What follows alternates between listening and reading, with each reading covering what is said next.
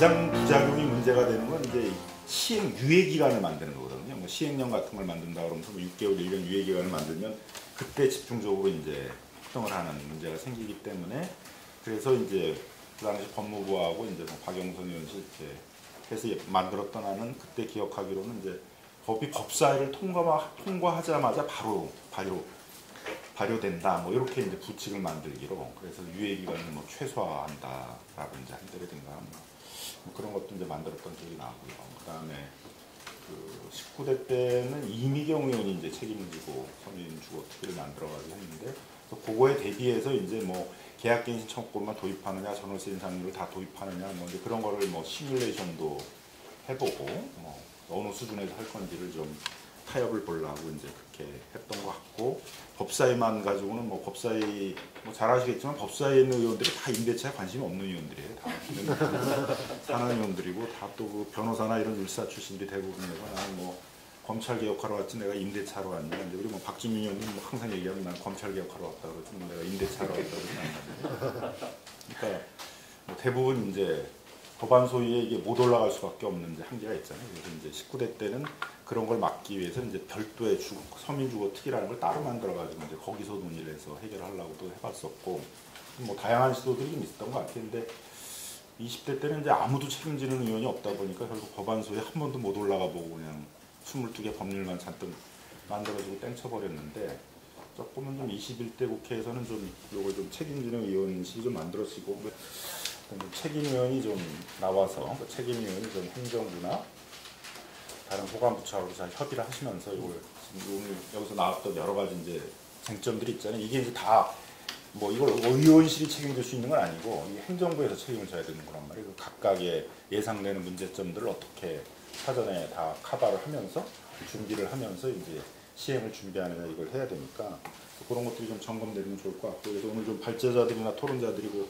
얘기해 주신 거를 좀 잘 정리를 해가지고 좀 전달됐으면 좋을 것 같습니다. 우리가 지금 뭐 그 대표적인 게 우리가 좀 가지고 있는 저기 중에서 이제 고액 전세들이 상당수가 일단 보증금이 많지 않죠. 메모하실 때 지금부터 이렇게 해야 될 것들을 민간 임대차에서 또 아까 수익률이 좀 일부 좀 낮은 현실적으로 전세를 운영하다 보면 수익률이 좀 낮다 하는 그런 부분들도 있습니다. 개인이 또 임대인이 많고 사업자들 임대인이 숫자가 좀 가지고 있는 주택 수가 좀 많이 적죠. 특히 이제 민간 그 공공임대 말고 민간임대 맞추면 좀 많이 늘어나고는 있지만 그 사업자라는 사람들이 대부분 다 개인입니다. 가지고 있는 전체 주택의 절대 다수를 그 개인들이 가지고 있는 것이고 그래서 이제 주로 이제 사업자 법인이 가지고 있는 어떤 그런 형태의 그 경우들하고 좀 다릅니다. 그래서 규제와 관련된 부분이 똑같을 수 없겠죠. 그래서 그 기존의 사업자라고 할 만하지 않은 분들도 따라올 수 있게 만들어야 되면 이거를 한없이 복잡하게 만들 수도 없습니다. 간단하게 가능하면 간단하게 이해될 수 있게 제도를 만들어야 될 거라고 생각이 되고요. 이 논의를 이 국회에서 자락을 이렇게 논의를 같이 할 수 있도록 법제사법위원회하고 그 다음에 국토교통위에 있는 의원들이 이 부분에 대해서 이렇게 책임지겠다고 할 만한 그런 의원들이 같이 논의를 할 수 있는 그 논의의 틀들이 있어야 됩니다. 지금같이 법제사법위원회에다 갖다 놨을 때는 법제사법위원회에서 그 정점 법안은 법안 소위로 하거든요. 그러면 무슨 일을 하는지 전혀 알 수 없게 돼요. 물론 거기도 국회 기구이지만 논의할 능력이 없습니다. 그걸 감당할 수 있는 능력이 있는 그 국회의원들이 없고 거기 가가지고 하면 이번 그 20대 국회에서도 끝나는 거예요. 거기 있으면 끝난다는 거예요. 그래서 그 법안 거기서 논의하면 안 됩니다. 그 특위나 이런 것들 구성을 해서 실질적인 논의를 해야 되고 거기에 정부와 국회가 책임을 지고 하려고 하는 안들을 현실적인 안들을 이렇게 제안을 하고 그게 여러 가지 뭐 우려되는 사항이라든지 여러 가지 복잡한 문제들을 같이 담고 또 그 시민들 의견 또 임대인이라면 또 임대인들 또 중개사업자는 중개사업자 의견들이 같이 제안이 제시가 되고 해서 복잡하더라도 그렇게 해서 좀 만들어진 안을 가지고서 시행을 해보려고 노력을 해야 될 것 같다는 생각을 합니다. 그래서 다시 한번 그런 논의들이 좀 있었으면 좋겠고요. 아마 책임지시겠다는 의원들은 결국 그거를 어떻게 할 건지까지 끝까지 책임지겠다는 어떤 그런 각오로 그렇게 해야 될 것 같고, 뭐 올해 내에서 그 논의를 집중적으로 해서 끝내면 뭐 최고 좋고, 그렇지 않더라도 뭐 충실한 논의가 필요하다 그러면 좀 더 할 수 있는 거죠. 그다음에 뭐 지금 말씀하신 부분 중에서 사실 다 그 세입자 보호를 위한 제도냐, 뭐 또 균형을 맞추는 제도냐, 뭐 그런 거는 사실은 지금 워낙 그 균형 자체가 안 이루어져 있다는 것에 대해서는 공통 인식인 것 같아요. 이 개정을 하려고 하는 뭐 발의를 하는 그 문제식들은 결국은 이제 임대인 우위에 있는 그 현재의 제도이기 때문에 그걸 개선을 해서 임대인과 임차인이 대등한 교섭을 하는 방식으로 이렇게 바꿔주자는 거니까 뭐 세입자를 위한 것이기도 하죠. 그다음에 이제 얘기했던 대로 이제 공실과 관련된 부분들이 있습니다. 임대인들 입장에서는 공실 문제도 있습니다. 그래서 그 임대를 잘 내고 그 뭐 문제 없이 거기 장기적으로 거주했으니 임차인들을 구한다면 임대인에게도 당연히 좋은 거죠. 그래서 그것과 관련돼서는 뭐 지금 2년, 4년에 한 번씩 바뀌는 임차인들이 바뀌는데 임대인 입장에서요. 바뀌는데 그때 많은 에너지를 써야 되잖아요. 안 그러면 이제 그렇게 에너지 안 쓰고 싶지 않은 사람들은 되게 중개사에다가 맡겨놓고서 그냥 계약하라고 그러는데 뭐 그렇게 하기는 쉽진 않겠죠. 꽤 노력을 해야 될 겁니다. 그리고 그 주기가 좀 달라지고 좀 저기 하면 그 임대인이 임차인 고르는데도 굉장히 노력을 해야 될 거고, 마찬가지로 또 임차인도 집구하기가 만만치 않을 겁니다. 그래서 이제 그것과 관련돼서 여러 가지 지원을 임차인들을 또 지원해주는 제도들도 굉장히 좀 같이 뒤따라야 될 거라고 생각을 합니다. 지금 말씀하신 여러 가지 주택에 대한 뭐 쪼개기라든지 뭐 여러 가지 그 임대인이 저기 해야 될 문제들, 이런 품질의 문제라든지 주택의 문제, 여러 가지 문제들이 많거든요. 이거를 주택임대차 보호법 하나에서 지금까지 담고 있지 않은 제도들인데 해결은 해야 되는 그 문제들이 많이 있습니다. 그래서 이 부분과 관련돼서도 그 추가적인 논의가 있기를 기대하고 있습니다. 이건 뭐 당연히 해야 되는 문제인데 워낙 이 문제가 해결이 안 되다 보니까 계속 논의는 제대로 안 되고 그냥 주변적으로만 그 논의가 됐던 그 상황들이 좀 있었다고 생각이 되고요. 그러니까 하나의 이 문턱을 넘어가면서 결국은 세입자 보호를 위한 제도가 뭐 이것뿐만 있는 게 아니잖아요. 아주 다양한 것이 있는데 그런 것들이 이제 추가적으로 좀 더 이렇게 자세히 논의가 되기를 이렇게 바랍니다. 감사합니다. 제도 도입 자체가 굉장히 절망적이다 이런 생각들을 많이 하고 계신 것 같아서 너무 패배주의적이지 않나 생각이 들고요. 뭐 임대차 보호 저기 장교석 박사님은 보호법 하지 말자 계약에 관한 법 뭐 이렇게 하면 임대차 계약에 관한 법 이렇게 하면 이게 훨씬 더 좋지 않겠냐, 그 의견도 굉장히 좋은 의견이라고 생각이 들고요.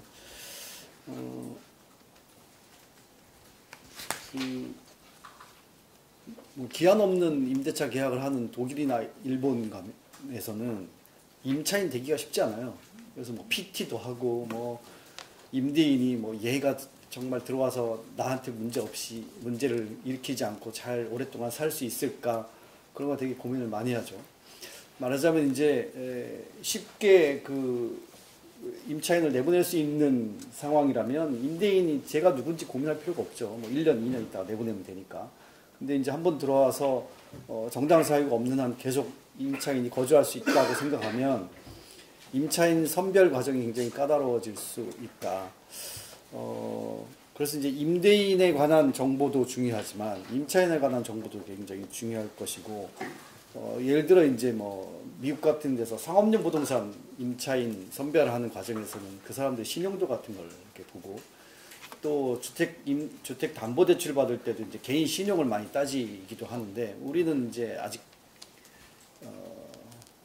주택 담보대출 받을 때도 개인 신용보다는 그냥 집이 담보 가치가 얼마나 있냐 이런 것만 따지다 보니까 어쩌면 이제 사람에 대한 얘기들도 선별 과정에서 좀 필요할 거고 그런 것들이 좀 갖춰질 수 있을까.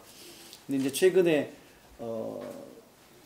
금융기관, 그러니까 이 은행권을 이용하지 못하는 사람들에 대한 대출 시장에서 그 사람의 휴대폰이라든가 뭐 SNS라든가 이런 정보를 통해서 이 사람이 믿을 만한 사람인지에 대한 일종의 간접적인 신용 정보를 획득하는 절차가 있어서 아마 이것도 그게 가능할지는 모르겠습니다만 어쨌든 임대인의 임차인 선별 과정은 엄격하고 까다로워질 것이다.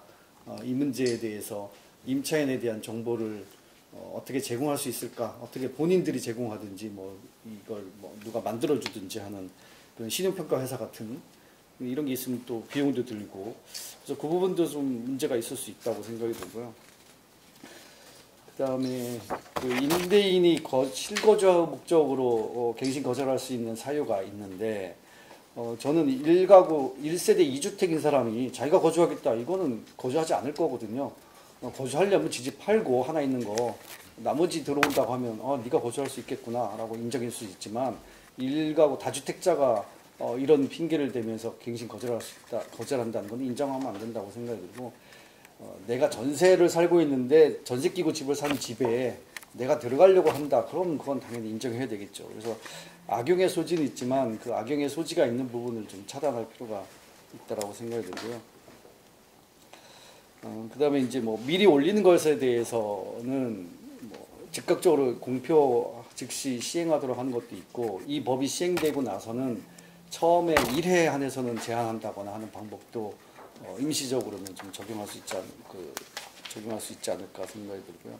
제가 이제 아까도 제일 걱정스러운 부분은 사실은 이제 전세 월세화 문제인데 이게 그 자금이 여유 있는 임대인들은 전세를 뭐 반전세 같이 돌려가면서 일부 전세 보증금을 월세를 돌리면 수익률이 더 올라가니까 그럴 가능성. 그다음 집값이 오르지 않는 곳에 만약에 전세를 끼고 있다면 당연히 월세화 시키려고 하는 시도를 할 것이고 그 과정에서 이제 실질적으로 임차인의 부담이 증가할 가능성이 있어서 아까 그 최은영 박사님 말씀하신 전월세 전환율에 관한 어떤 규제라든가 또는 임대소득세를 지금은 전세에 훨씬 더 유리하게 임대소득세를 부과하고 있거든요.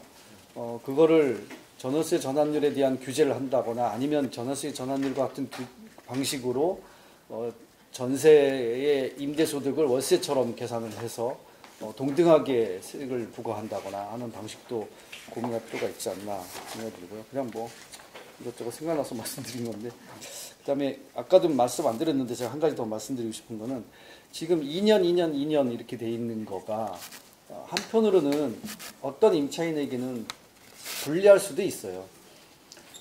예를 들어 지금 시장 관행이 이게 뭐 관행일 뿐이지 법적인 것은 아닌데 임대차 계약 기간 중에 임차인이 나가겠다고 하면 대부분 임대인들은 그럼 네가 빼고 나가, 네가 그 중개수수료 내고 네가 알아서 나가 이렇게 하거든요. 그래서 이 부분이 세입자한테 상당히 불리한 구조로 작동하고 있어서 최초 뭐 한 2년은 의무 계약 기간을 길게 하더라도 그 다음부터는 짧게 하면서 계약갱신 청구권을 보장하는 것이 훨씬 더 유연하고 오히려 세입자에게 더 도움이 될 수도 있지 않을까 하는 생각입니다. 왜냐하면 그 월세 살고 있는 사람들은 대체로 이제 청년 1인 가구들이 많은데 한 군데 오래 살고 싶어서 오래 사는 게 그러니까 자주 이사 다니는 사람들이 많다는 거죠. 요즘 이제 직장도 안정적이지 않고 또 자주 이사 다니는 여러 가지 사유가 발생하기 때문에 계약 기간에 대해서는 그러니까 갱신은 보장을 하되 의무 계약 기간은 뭐 좀 짧게 해서 더 유연성을 확보할 수 있는 방안도 고민할 필요가 있지 않나 생각합니다. 네, 제가 하나만 좀 더 말씀드리면 갱신 거절이 남용될 가능성 지금 특히 이제 실거주 이 부분이 이제 들어오다 보니까 그런 건데 근데 실거주는 이제 장기 임대차를 하게 될 경우는 고려를 안 할 수 없는 요인이에요. 그러긴 한데 이래서 이제 그 부분을 검토를 하면서 좀 허위인 경우를 확인할 수 있게 해주는 게 좋겠다.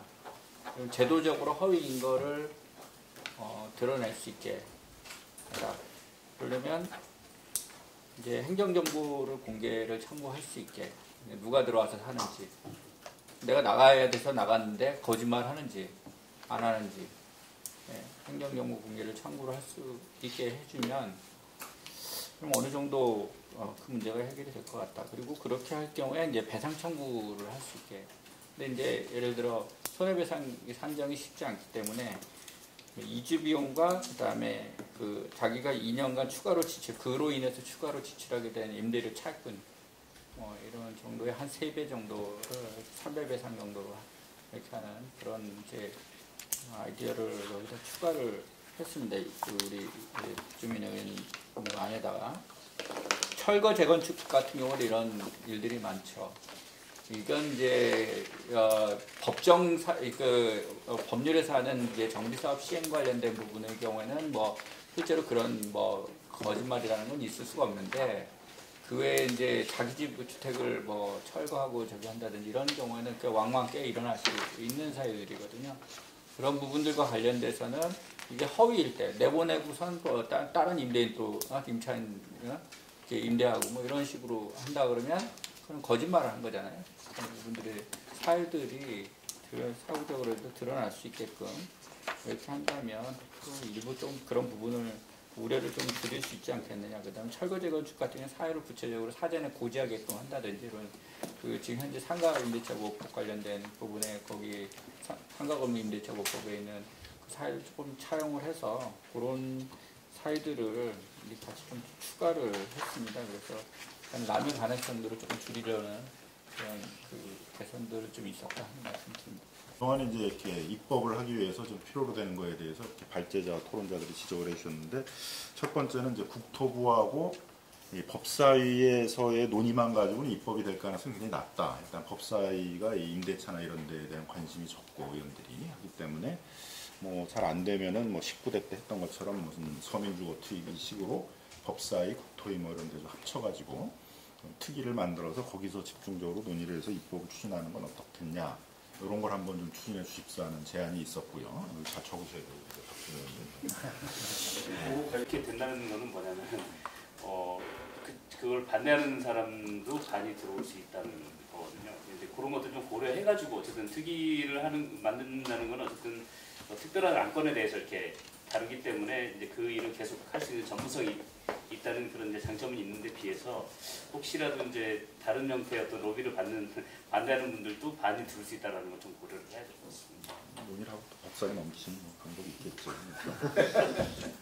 아무튼 이제 그런 얘기가 좀 있었고요. 법사위만 해가지고 법사위원들이 과연 임대차 임대에 집중할 가능성이 그렇게 높겠냐, 굉장히 낮을 거다 이제 이렇게 지적들이 있어서 아무튼 이제 그런 좀 특이 뭐 이런 방식도 한번 생각해봤으면 좋겠다는 지적도 있으셨고, 만약 이제 이 법이 통과가 된다면 이제 신규 임차인이 이제 어려워진다는 거잖아요. 이제 보통 국토부가 지금까지 많이 반대했던 이유 중에 이제 그 논거들을 들고 있고, 실제로 유럽은 그렇다고 그러는데, 그래서 이제 세입자 단체 이런 데들이 많이 좀 발달을 하게 되고, 세입자 단체가 그 중개 역할까지를 주로 많이 하게 되는데, 그래서 뭐 지방자치단체나 이런 데하고 좀 얘기를 해서 세입자 단체를 좀 육성 지원할 수 있는 뭐 그런 방책 같은 거, 보통 세입자 단체가 뭐 저희도 베를린 이런 데 방문을 해봤더니 뭐 상담 그런 기능도 있고 뭐 그런 중개 기능 같은 것들도 있고 다양한 것들을 통해서 좀 육성을 하는데, 우리는 이제 행정적으로 그런 걸 육성해야 되겠다 이런 방침이 좀 없잖아요. 그래서 그런 게 좀 육성이 돼서 들어가 있다라는 좀 얘기도 좀 있으셨던 것 같고, 그다음에 어쨌든 부작용이 또 우려가 되기 때문에 법 통과 시 바로 기존 법률에 좀 적용될 수 있도록 경과 규정 같은 것들을 좀 잘 보완해야 된다 뭐 그런 얘기들도 좀 있으셔서, 그런 걸 좀 우리 박주민 의원님이 그 법무부나 국토부 이런 데하고 좀 잘 좀 협의를 하는 그런 통로를 좀 만들어 주셨으면 좋을 것 같습니다.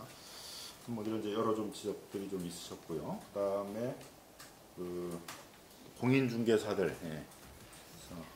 상가건물 임대차 법법을 만들 때 가장 1등 공신이었던 분은 송영길 의원이었어요. 근데 송영길 의원이 그 전에 자기가 보증금을 6천만 원을 날렸어. 그래서 변호사도 보증금을 날리는 수가 있냐 그런데 무슨 방법이 있겠어요? 건물이 경매 판사도 떼입니다.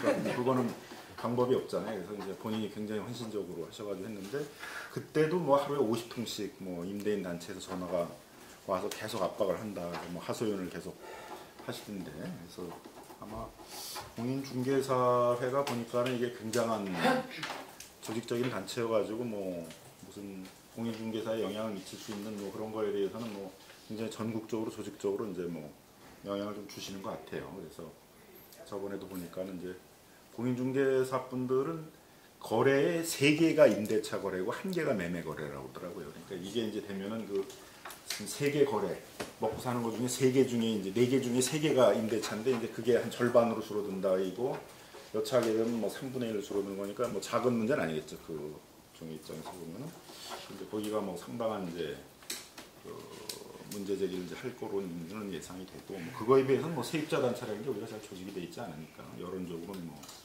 상당히 영향을 주는데 뭐 이런 것들도 잘 고려를 하셔서 뭐 그거 어떻게 쓰고 뭐 이겨내는 수밖에 없을 거 아니에요. 송영기 같은 의원이 이겨내서 이거 입법을 했는데 그런 것도 좀 고려를 하십사는 좀 얘기들이 있었습니다.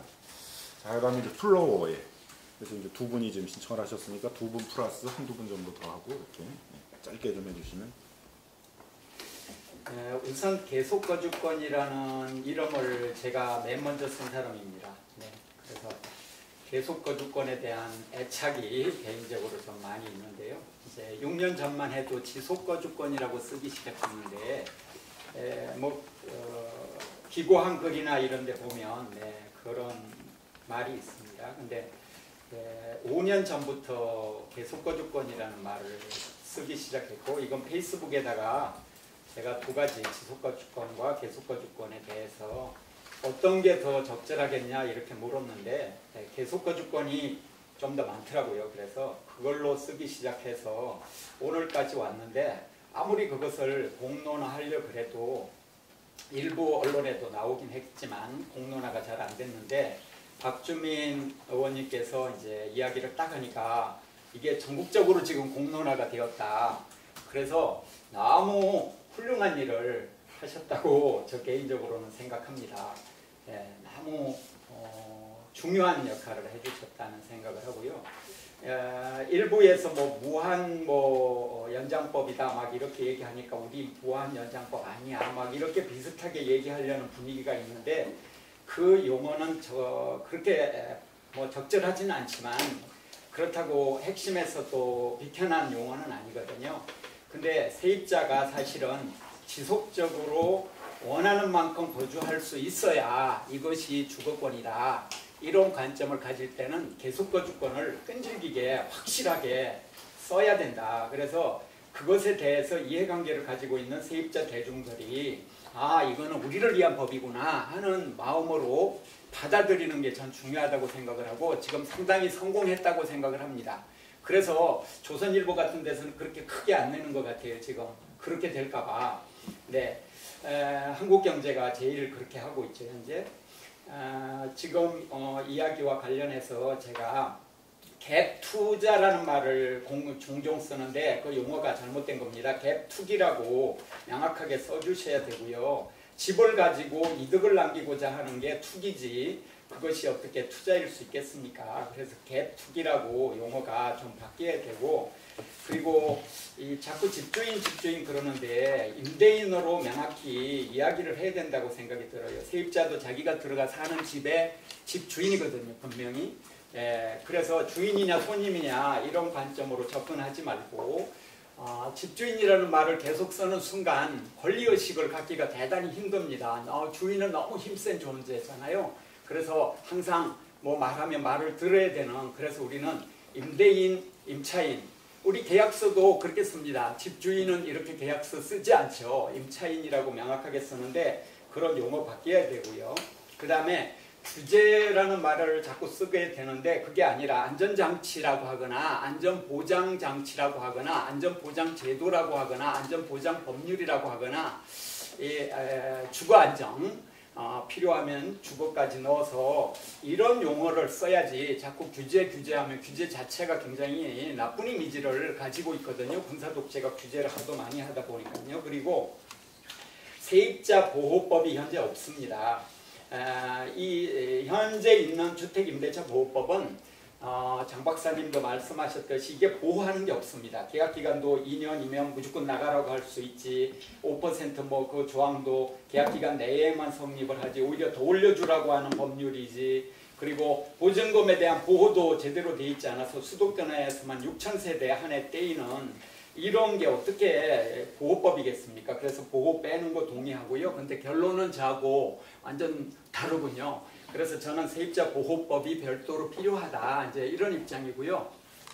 물론 그렇게 하면 뭐 임대인이 저항한다 이제 이럴 수는 있겠지만, 아까 최은영 박사님 말씀대로 명확하게 세입자 보호를 표현해야 된다. 일본의 차지차가법도 모든 세입자를 약자로 보는 거잖아요. 네, 교통법규에서도 보행자 우선권을 부여하는 것은 보행자를 차에 비해서 약자로 보기 때문에 그런 가치 관련 법률이 가능하지 않습니까? 지금 임대차 보호법은 둥지 파괴법이다. 2년마다 계속 이사 다니게 하는 이것은 사람을 못 살게 하는 거죠. 너무 고통스럽게 하고. 아까 말씀 중에 공인중개사 말씀을 하셨는데 제가 공인중개사 자격증이 있습니다. 12만 중에 한 명이기 때문에 제가 공인중개사들을 반대하는 그런 공인중개사 모임을 하나 만들고 싶어요. 예, 공인중개사가 다 그렇지는 않습니다. 이런 공인중개사도 있습니다. 전 자격증만 따고 뭐 쓰거나 그러지는 않았지만 공인중개사들로 자꾸 바라보면 뭔가 대답이 나올 수 없습니다. 물론 의원실에는 그 공인중개사들 중에 많은 사람이 전화할 수 있죠. 하지만 그들은 모든 공인중개사 개업 한 사람이 또 그런 것도 아닙니다. 제가 아는 사람 중에 개업 공인중개사 많이 있거든요. 근데 그렇지 않습니다. 그러니까 그 일부의 모습을 보고 이게 전부인 것처럼 생각하면 안 된다. 그 다음에 세입자가 잘 조직이 안 된다. 이건 사실입니다.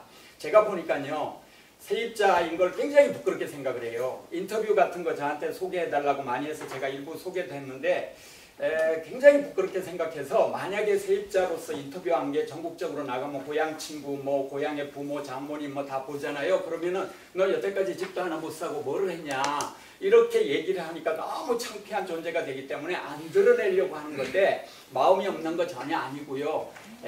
적극적으로 선거를 통해서 표현되고 있다고 하는 거, 이걸 말씀드리고 싶습니다. 마지막으로 한 가지 더 말씀드리면, 세입자는 권리를 너무나 파괴당한 거기 때문에 지금 균형을 이야기한다는 것은 부적절하다. 그래서 세입자가 너무 많이 희생됐는데 희생된 거를 일부만 희생되는 걸로 좀 바꾸자. 많이 희생되고 있는데 이런 건 옳지 못한 불이한 민주공화국에 안 맞는 이런 사고의 표현이다. 저는 이제 물론 지금 쓰신 분들이 그런 말로 쓰신 건 아니라고 봅니다. 하지만 균형이라고 하는 것은 한쪽으로 너무 기울어졌으면 좀 더 제대로 바꾸는 과정이 필요하다. 그래서 지금까지 희생됐으면 너무 많이 희생된 거다. 어떤 사람은 TV토론 나와서 이삿짐 센터에 일감이 줄어든다 막 이러면서 반대를 하는데, 공인중개사 이야기하는 것도 흡사할 수 있습니다. 그리고 세입자를 그러면 고를 거라 그러는데요. 지금 일종의 투기 이런 걸 많이 해놓은 부산 사는 사람이 제가 사는 집도 지금 사놨거든요. 그렇다고 해서 부산서 올라와서 막 살펴보고 그러지 않을 겁니다. 그리고 지금도 고르고 있습니다. 지금도 아이 많은 집, 할머니 할아버지 집 안 주려고, 그리고 장애인 집 안 주려고 하는 이게 일상화되어 있고요. 그래서 안 그런 임대인도 많습니다만 지금도 고르고 있다는 것도 함께 생각해 주시면 좋겠습니다. 예, 아유 짧게 해주셔서 감사합니다. 저는 전세 월세부터 얘기 좀 시작해가지고 얼른 총론까지 빨리 말씀해 보도록 하겠습니다.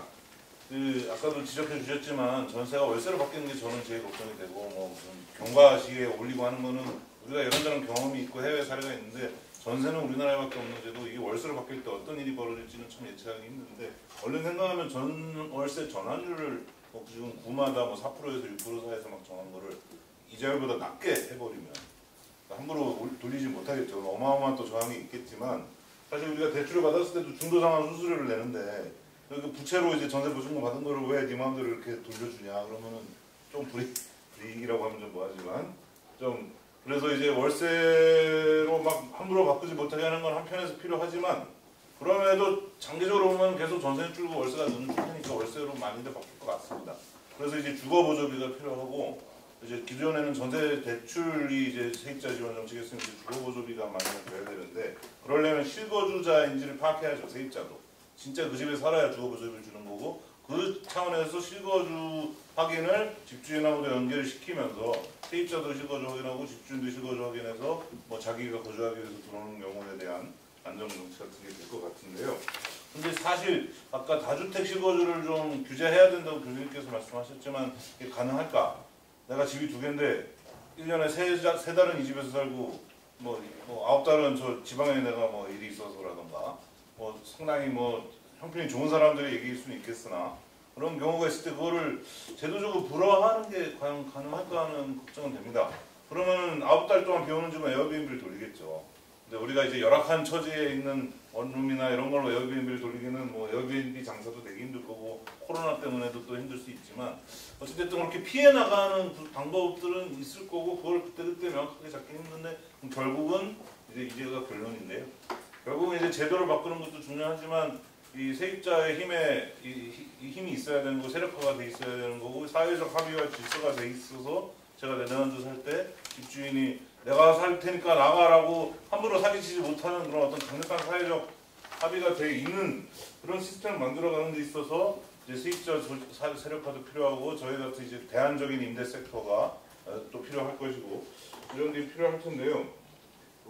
그런 면에서 이제 물론 법이랑 이거랑 따로 노는 게 아니라 법을 바꾸는 것도 이 어떤 현실에서의 힘의 관계를 바꿔가는 하나의 방편이라는 생각은 들고 그러면서 참 큰 말을 내딛는다는 생각이 들고요.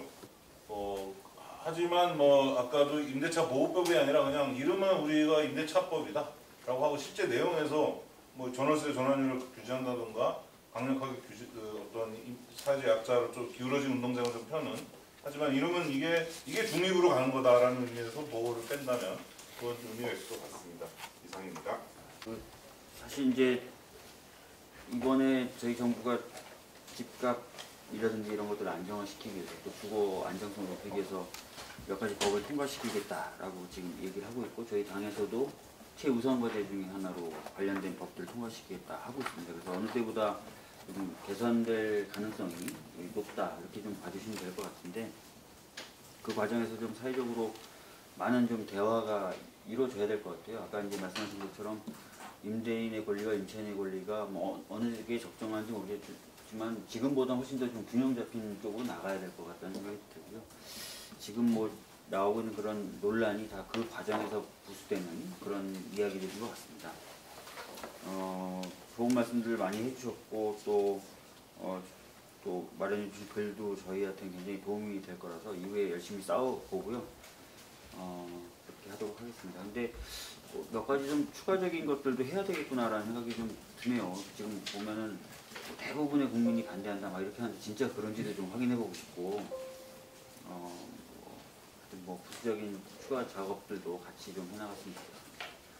그 갭투자 피해에 대해서는 뭐 저희 의원실로도 민원이 굉장히 많이 들어오고 있고 최근 정부도 이 심각성을 많이 이제 언론 보도나 이런 걸 통해서 접해서 이제 알고 있는 상황이라서 이것도 좀 어떻게 할 수 있는지도 고민을 좀 집이 또 물이 새서요. 하수관이 새서 수리를 하려고 제 사비로 수리를 하려고 하는데 그게 정부도 지원해 주는 게 있더라고요. 근데 그게 또 보니까 집주인이 꼭 서명을 해야 되더라고요.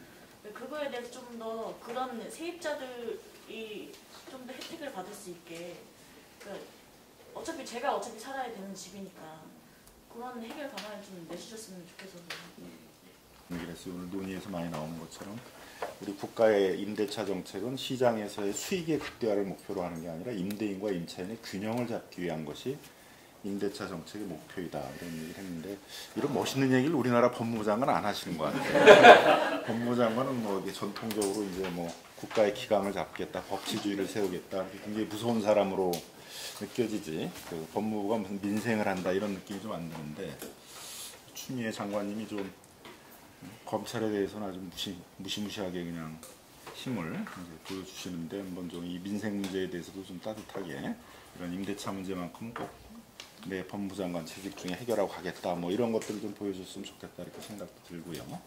어쨌든 국회하고 이게 법무부, 국토부 이런 데 굉장히 유기적으로 협조를 해야만 가능한 입법이고 이게 법만 되는 게 아니라 그 법에 따라서 수반돼야 될 굉장히 많은 행정이라든가 이런 게 뒤따라가야 될 것들이어서 그런 점을 좀 고려를 한다고 그러게 되면 좀 더불어민주당 차원에서도 그냥 이 법 통과한다 이렇게 단순하게 얘기할 게 아니라 좀 다른 나라의 입법례들을 좀 고려하면서 어떤 방식으로도 할 건지 그다음에 관련된 뭐 법무부, 국토부 또 이게 지방자치단체가 다른 나라는 주로 주도적으로 하는 거여서 뭐 서울시나 경기도, 인천광역시 이런 뭐 부산시 뭐 이런 데들이 이곳이 되면 어떻게 행정을 할 건지에 대해서 좀 활발하게 좀 논의하고 뭐 간담회도 하고 점검하고 하는 그런 행정이 좀 같이 좀 병행됐으면 좋을 것 같습니다. 그래서 오늘은 뭐 주로 이제 그 기간을 정하지 않은 임대차에 대해서 좀 근거 없는 또 이렇게 비판들도 좀 많고 약간 이제 너무 이념적인 정치 투쟁화되는 그런 좀 게 있어서 조금 실사부시적으로 정확히 점검을 해보자 그런 차원에서 좀 열린 토론이었고요. 또 그런 또 얘기를 하는 김에 법 통과와 관련해가지고 여러 가지 점검해야 될 점들을 좀 한번 그래도 짚어볼 수 있었던 그런 계기가 됐던 것 같습니다. 그래서 이런 논의들을 앞으로 이런 거 좀 해보면 어떨까요? 그